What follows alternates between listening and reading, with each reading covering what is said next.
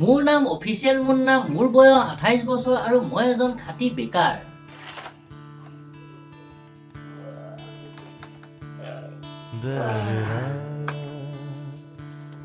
মই য'তেই যাওঁ মোক দেখি মানুহবোৰৰ আচৰণ এনেকুৱা হয় যেন কোনো ডাঙৰ অপৰাধী তেওঁলোকৰ এলেকাত প্ৰৱেশ কৰিছে।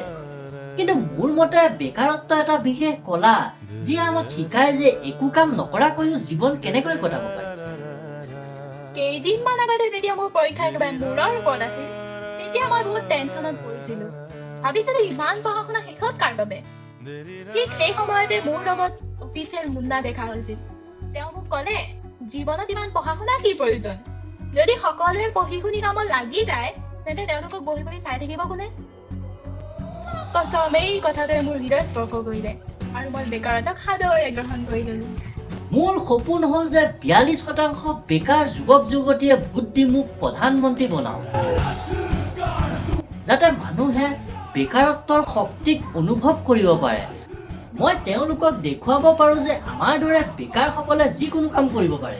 কিন্তু আমি যদি কৰি দিওঁ, দেশত বেকাৰ নামৰ প্ৰজাতিটো বিলুপ্ত হৈ যাব।